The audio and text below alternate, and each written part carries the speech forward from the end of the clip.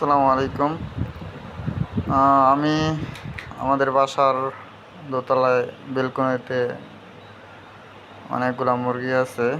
অনেকগুলো মনে হয় 10টা মুরগি আছে। তো আজকে ডিম ওঠাবো। ডিম ওঠাইতে গেছি, যাওয়ার পরে একটা এমন ঘটনা ঘটে গেছে, আমি অবাক। মানে কি একটা অবস্থা, আপনারা দেখলেও হতাশ হয়ে যাবেন। প্রতিদিন ডিম পারে 8টা 9টা করে ডিম পারে। তো ইদানিং কয়দিন দিয়ে দেখতেছি 5টা করে পারতেছে, 3টা করে পারতেছে। আমার অনেক খারাপ লাগতেছে আর কি। তো তখন আমি মানে খুব কনফিউজ আছি যে কী জন্য ডিম কম পারতেছে। আমি ওষুধ টষুধ সব গিলাইতেছি, ডিম পারতেছে না। তো হুট করে আজকে কেন জানি মনে হইলো যে একটু আমি আবার ওই যে মুরগিগুলো উড়াউড়ি করে, তো এই জন্য উপরে একটা ইয়া দিয়ে দিছি। তো নিচে যেগুলো ডিম পারছে 2 দিনের ডিম, এগুলো ওঠাই নিলাম। ওই যে এখনও ডিম পারতেছে, তো এগুলো ওঠাইলাম।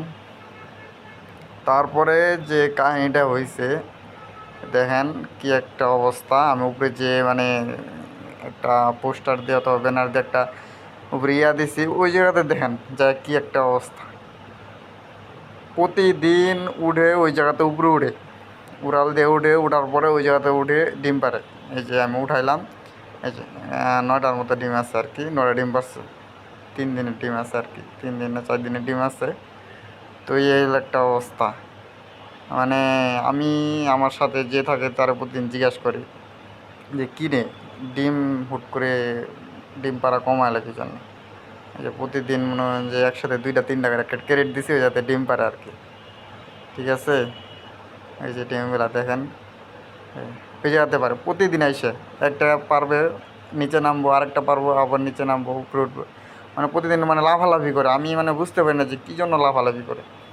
অনেক চিল্লা চিল্লি করে। পরে একদিন মনে হলো আর হুট করে দেখি যে উঠি। পরে উপরে উঠলাম, ওঠার পরে দেখি যে ডিমগুলো দেখে আমি এত খুশি যে কী একটা অবস্থায়, যে এই পাশ দিয়ে উঠে, এই যে এই পাশ দিয়ে উঠে, এই ফাঁকাটা দিয়ে উঠে লাফ দিয়ে জানলা দিয়ে উঠে